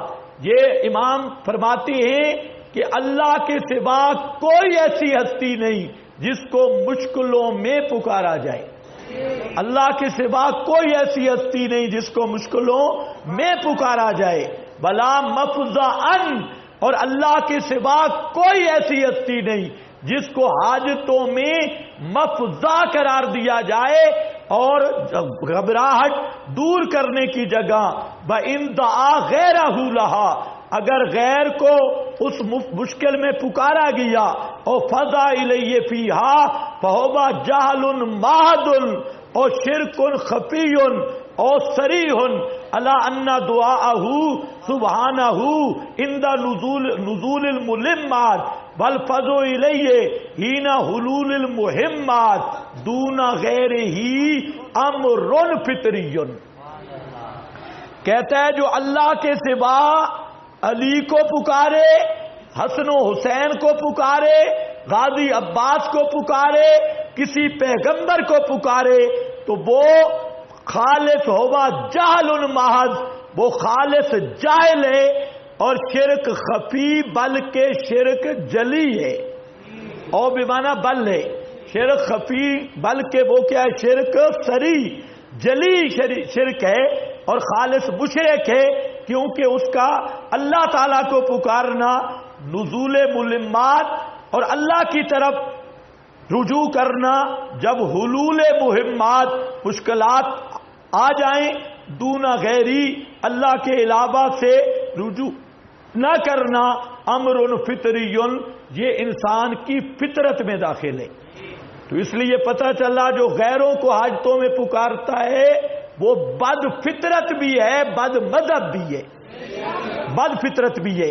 کما قال تعالی اذا مسکم الضر فی البحر ضل من تدعون الا ایاہ، یہ آگے آیت ذکر کی، یہ تو ہیں بریلوی شیعہ ریاض الصالحین صفحہ 133 اس کے بعد ایک نیا امام ہے، وہ ہے امام رضا، امام رضا صاحب، وہ آگے یہ بھی شیعوں کا امام رضا ہے۔ یہ جو احمد رضا، نکی علی، تقی علی، یہ احمد رضا خود شیعہ ہے، اس کا نام بھی اسی پہ احمد رضا امام رضا پہ، اور رضوی سارے شیعہ ہیں، اس لیے ان کا نام کیا ہے؟ رضوی، یہ امام رضا۔ چلو دیکھو امام رضا کی ضرب بھی دیکھ لو، ضرب رضا، یہ عبارت صحیح کر لینا، یا من لا یعلم الغیب الا ہو، عبارت دیکھو، عبارت یا من لا یعلم الغیب الا ہو، امام رضا کی دعا سنو، خالص توحید پہ مبنی۔ اس لیے ہم کہتے ہیں سب صحابہ، ساری اطرت، سب ائمہ، سب اولیاء اللہ، سب مقربین بارگاہ الہی کا عقیدہ وہ تھا جو اشاعت التوحید بیان کر رہی ہے۔ یا من، دعا پہ ذرا غور کرو، اے وہ ہستی، لا یعلم الغیب الا ہو، جس کے سوا غیب جاننے والا کوئی نہیں، یا من لا یعلم الغیب الا ہو، اے وہ ذات جس کے سوا کوئی غیب نہیں جانتا، یا من لا یصرف السوء الا ہو، اے وہ ذات جس کے سوا مشکل کشا کوئی نہیں، حاجت روا کوئی نہیں کوئی تکلیف کو پھیر سکتا الا ہو۔ اور تیسرے نمبر پہ فرماتے ہیں یا من لا یدبر الامر الا ہو، اے وہ ذات جس کے سوا کوئی مدبر الامر نہیں، مدبر الامر تیرے سوا کوئی نہیں۔ کیا مطلب؟ دعا کیا کرتے ہیں کہ یا اللہ غیب جاننے والا تیرے سوا کوئی نہیں، یا اللہ مشکل کشا تیرے سوا کوئی نہیں، یا اللہ مدبر الامر تیرے سوا کوئی نہیں، یا من لا یغفر الذنب الا ہو، یا اللہ گناہوں کو بخشنے والا تیرے سوا کوئی نہیں، یا من لا یغفر الذنب الا ہو، یا من لا یخلق الخلق الا ہو، اے وہ ذات لا یخلق الخلق، کہ نہیں پیدا کر سکتا مخلوق کو تیرے سوا کوئی، یا من لا ينزل الغیث الا ہو، اے وہ ذات جس کے سوا بارش نازل کرنے والا کوئی نہیں۔ یہ کس کو پکار رہا ہے؟ اور امام رضا کہتا ہے اللہ غیب دان بھی تیرے سوا کوئی نہیں، مشکل کشا بھی تیرے سوا کوئی نہیں، حاجت روا بھی تیرے سوا کوئی نہیں، مدبر الامر تیرے سوا کوئی نہیں، اور گناہوں کو بخشنے والا تیرے سوا کوئی نہیں، مخلوق کو پیدا کرنے والا تیرے سوا کوئی نہیں، اور بارشیں برسانے والا تیرے سوا کوئی نہیں۔ یہ کون ہے؟ امام۔ جہاں تک تو ہے شیعوں کی عبارتیں، اب آگے بریلوی بھی سن لیں، ہو سکتا ہے اللہ ان کی ہدایت کا فیصلہ بھی کر دے۔ سنو پیر کرم شاہ الازہری، اس کی عبارت ہے دعا عبادت کی روح، اور اس کا مغز ہے دعا عبادت کی روح، اور اس کا یا دعا عبادت کے مقابلے میں یہ عبادت کی روح اور اس کا مغز ہے، کیونکہ انتہا درجہ کی عاجزی اور نیاز مندی کو عبادت کہتے ہیں۔ اس کا ظہور صحیح معنوں میں اس وقت ہوتا ہے جب انسان مصائب میں گھرا ہو، دوست ساتھ چھوڑ گئے ہوں، ہر تدبیر ناکام ہو چکی ہو، حالات کی سنگینی نے اس کی قوت و طاقت کو ریزہ ریزہ کر ڈالا ہو، جب ہر طرف سے امیدیں منقطع کر کے اپنے رب کریم کے در اقدس پر آ کر وہ سر نیاز جھکا دے، اس کی زبان گنگ ہو، دل درد مند کی داستان اشک بار آنکھیں سنا رہی ہوں، اس کو یقین ہو کہ وہ اس قادر مطلق کے سامنے اپنا قصہ غم پیش کر رہا ہے اور اپنی مشکل کو بیان کر رہا ہے، جس کے سامنے کوئی مشکل ہی نہیں۔ نیز اسے پختہ اعتماد ہو کہ یہاں سے کوئی بھی سائل خالی نہیں گیا، میں کبھی خالی معروم نہیں لوٹایا جاؤں گا۔ جو عجز و نیاز، جو غایت تذلل اور خضوع اور خشوع اس وقت ظہور پذیر ہوتا ہے، اس کی مثال کہاں ملے گی؟ اسی لیے رحمت عالم نے فرمایا الدعاء مخ العبادہ، آپ نے فرمایا دعا عبادت کا مغز ہے۔ آیا نا جگہ سے، اب لوٹا ہے گھر کی طرف۔ ہم سے لڑ کے ساری زندگی، اور جی ہم تو پکارتے ہیں اللہ والوں کو، عبادت نہیں کرتے، اور اب پیر خود پھنس گیا۔ الدعاء مخ العبادہ، دعا عبادت کا مغز ہے۔ ضیاء القرآن، یہ ضیاء القرآن ان کی تفسیر ہے۔ ہاں بھائی،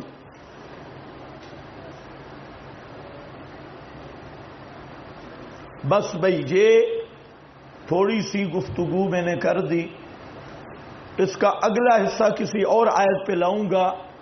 بریلوی متجددین کی عبارات،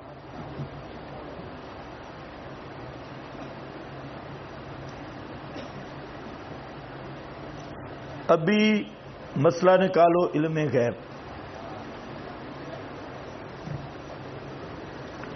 آپ سونے کے زیادہ شوقی ہیں تو مسئلے کم ہوں گے، پتہ ہے مجھے، پتہ ہے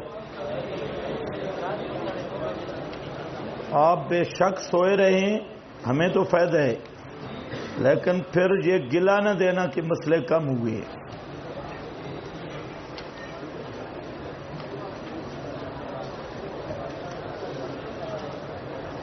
اب دیکھو بھائی،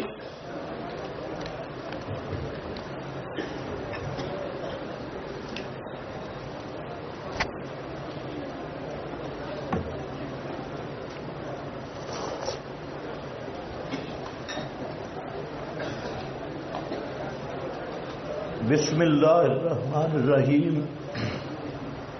مسئلہ علم الغیب میں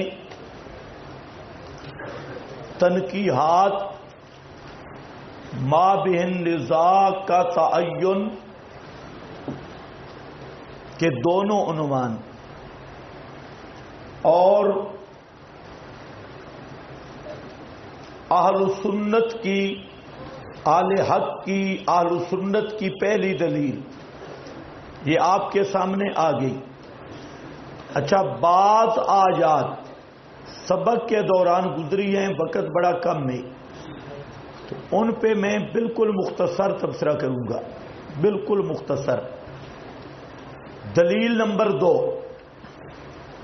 دوسری دلیل ہے وَعِندَهُ مَفَاتِحُ الْغَيْبِ لَا يَعْلَمُهَا إِلَّا هُوَ۔ عِندَهُ مفاتیح الغیب، اللہ ہی کے پاس غیب کے خزانے، غیب کی چابیاں ہیں۔ لا یعلمها الا ہو، نہیں جانتا ان مفاتیح کو سوا اس کے کوئی بھی۔ یہ آیت ترجمے سے واضح ہے کہ غیب جاننا تو دور کی بات، غیب کے خزانوں کی چابیاں یہ صرف کس کے پاس ہیں؟ اللہ کے پاس۔ غیب کے خزانوں کی چابیاں اللہ نے کسی کو عطا نہیں کی۔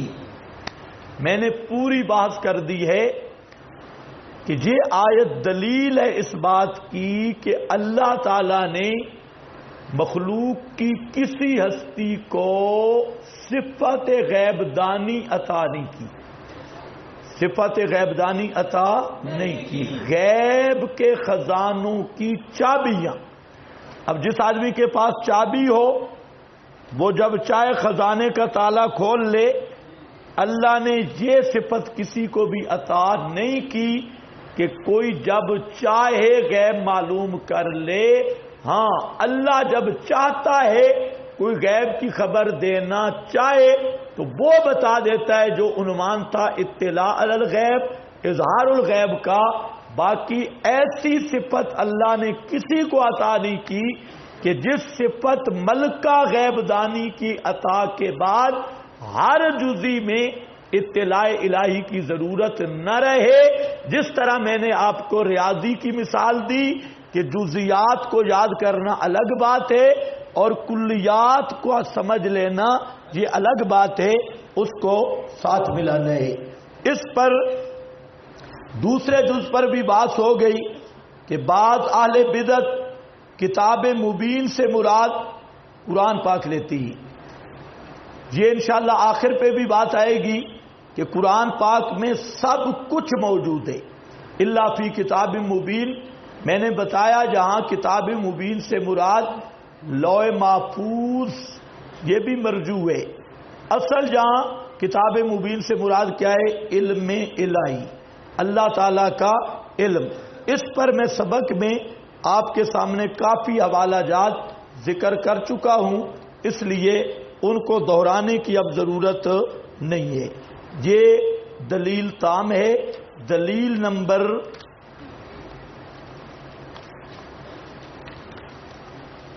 3 وہ آیت بھی اس کے ساتھ ملتی ہے، ان اللہ عندہ علم الساعہ، بے شک اللہ ہی کے پاس علم قیامت کا ہے، وَيُنَزِّلُ الْغَيْثَ اور اتارتا ہے بارش کو، وَيَعْلَمُ مَا فِي الْأَرْحَامِ اور اللہ ہی جانتا ہے جو کچھ ارحام میں ہے، وَمَا تَدْرِي نَفْسٌ اور کوئی نفس نہیں جانتا ماذا تکسب غداً کیا کمائے گا کل، وَمَا تَدْرِي نَفْسٌ اور کوئی نفس نہیں جانتا بِأَيِّ أَرْضٍ تَمُوتُ کس زمین میں مرے گا، ان اللہ علیم خبیر بے شک اللہ ہی جاننے والا خبردار ہے۔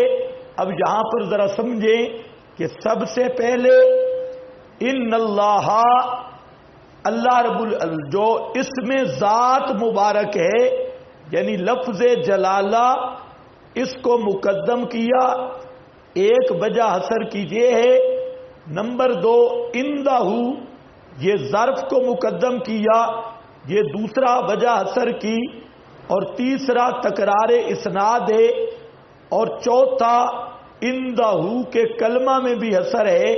یہ 4 وجوہات یہاں پر حسر کی ہے۔ پہلی وجہ کیا ہے؟ اس میں ذات کی تقدیم، دوسری وجہ کیا ہے؟ ظرف کی تقدیم، تیسری وجہ کیا ہے؟ تکرار اسناد، اور چوتھی وجہ کیا ہے؟ کلمہ عندہ۔ یہ جس نے مختصر معنی پڑھی ہے بلکہ یقیناً اکثریت نے پڑھی ہے تو ان کو یہ کوئی اشکال نہیں ہے۔ اس پر حوالہ آپ کے پاس ہے علامہ آلوسی کا اور علامہ خفاجی کا۔ علامہ آلوسی نے روح المعانی میں خفاجی سے نقل کیا ہے، عبارت خفاجی کی ہے، اور علامہ آلوسی نے بھی اس سے نقل کیا۔ تو علامہ خفاجی اور علامہ آلوسی یہ 4 وجوہ حصر بیان کرتے ہیں، اور مطلب کیا نکلا کہ اللہ ہی کے پاس ہے علم قیامت کا۔ یہ میری لفظوں پہ توجہ کرو، لمبا استدلال نہیں کروں گا، بالکل مختصر، کہ 5 امور کا علم تفصیلی، علم محیط یہ اللہ ہی کا خاصہ ہے۔ کیا میں نے کہا؟ 5 امور کا علم محیط، علم تفصیلی یہ کس کا خاصہ ہے؟ اللہ ہی کا. اور یہ 5 امور اسی کا مجموعہ ہے جمی ما کان و ما یکون. جمی ما کان و ما یکون دیکھ لیں. جمی ما کان و ما یکون کیسے؟ قیامت بھی ما کان ما یکون میں ہے، بارش کی تفصیل بھی ما کان ما یکون میں ہے، ما فی الارحام بھی ما کان ما یکون میں ہے، ماذا تک سے وہ غذا بھی ما کان ما یکون میں ہے، بے ای ارض تموت بھی ما کان ما یکون میں ہے. وہ دوسری تعبیر کو ساتھ ملا رہا ہوں. ان 5 امور کا، ان 5 میں ایک اور فائدہ بھی سمجھے. جو قیامت کا علم ہے یہ خاصہ بسیط ہے. قیامت کب آئے گی، کون سا سال، کون سا ہفتہ، کون سی تاریخ ہوگی، قیامت کب آئے گی، یہ خاصہ بسیط ہے. یہ تقریباً قرآن مقدس کے 18 مقام ہیں جن میں اللہ تعالی نے خاص کر اس بات کو بیان کیا کہ قیامت کب آئے گی.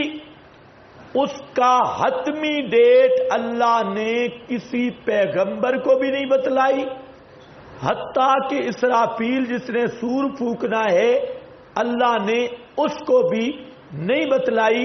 اور بریلوی شیعہ مولوی کو پھنسانے کا بہترین طریقہ ہے کہ یہ چونکہ جمی ما کان ما یکون کا علم محیط کا دعویٰ ہے، تو آپ کو پتہ ہے موجبہ کلیہ کی نقیض سالبہ جزیہ ہوتا ہے.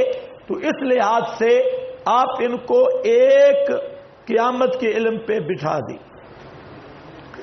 قیامت کا مقرر وقت، ڈیٹ، یہ ایک چیز. تم تو جمی ما کان ما یکون کی بات کرتی ہو.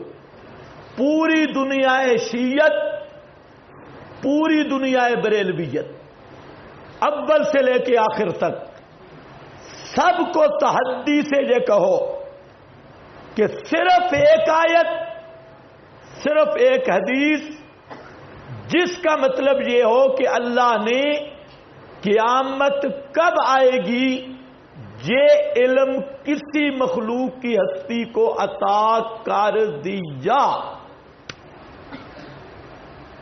ہم آپ کو منہ مانگا انعام بھی دیں گے اور آپ کی استاذی بھی تسلیم کر لیں گے. صرف ایک آیت اسی پہ. اور جب نہیں پیش کر سکتے ہم 18 آیات پیش کریں گے کہ علم قیامت کا جاننے والا کون ہے، صرف. اور حدیث متواتر سے لائیں گے کہ قیامت کب آئے گی اس کو جاننے والا کون ہے، صرف اللہ. 18 آیات اور حدیث متواتر کا منکر مسلمان تو ہوگا نا. 18 ایتوں کا انکار اور حدیث متواتر کا انکار خالص کفر ہے. لمبا چوڑا غیب کی طرف جانے کی ضرورت، صرف قیامت پہ کھڑے ہو جاؤ. یہ خاصہ بسیطہ ہے. اور قیامت کب آئے گی یہ اہل تشیع اور بریلویت کے گلے کا وہ پھندا ہے کہ یہ مولوی تڑپ تڑپ کے مر جائیں گے لیکن اس جزی پر بھی وہ دلیل پیش کر سکتے نہیں. میں نے اشرف سیالوی کو پھنسایا تھا اس پہ. اشرف سیالوی بریلویوں کا بڑا مناظر تھا. تو میں نے اسے کہا دیکھیں حدیث جبریل موجود ہے، 18 ایسے موجود ہیں، قیامت کا علم، اور پھر صحابہ تابعین، ابھی حوالے آئیں گے، آخر تک سب کہہ رہے ہیں لم یتلے علیہ احدن، لم یتلے علیہ نبیا مرسلا ملکن مقربن ولا نبیا مرسلا. اللہ نے قیامت کے گھڑی کی اطلاع کسی کو نہیں دی، کسی نبی کو بھی نہیں دی، کسی فرشتے کو بھی نہیں دی. تو یہ اطلاع نہیں دی، تو یہ ذاتی کی نفی ہے، عطائی کی نفی ہے. عطائی کی نفی ہے، بتلایا ہی نہیں اللہ نے۔ اشرف سیالوی ہنس پڑا، مجھے کہتا ہے کہ یہ مسئلہ تو فروعی ہے، کہتے ہیں مسئلہ علم غیب تو فروعی ہے۔ میں نے کہا یہ فروعی ہے؟ کہتے ہیں آپ کو نہیں پتا حاضر ناظر، علم غیب، نور بشر، یہ تو فروعات ہیں۔ ہمارا دیوبندیوں سے اصل اختلاف ہے عبارات میں، یہ تو مسائل ہیں فروعی۔ میں نے کہا چلو جمعرات تھی، میں نے کہا کل ہے جمعہ، آپ سٹیج پہ یہ بیان کریں گے کہ جو نبی کریم علیہ السلام کے لیے علم غیب کلی یا جمی ما کان ما یکون نہیں مانتا، وہ پکا مسلمان ہے، یہ مسئلہ فروعی ہے۔ جو آپ کو حاضر ناظر نہیں مانتا وہ بالکل پکا مسلمان ہے، اس کے اسلام میں کوئی فرق نہیں، اور یہ مسئلہ فروعی ہے، کل آپ ذرا بیان کر دیں۔ تو بہت ہنسا، کہتے ہیں میری پہلے گردن خراب ہے، آپ عوام سے میری دوڑ کٹانا چاہتے ہیں، گردن مرانا چاہتا ہے۔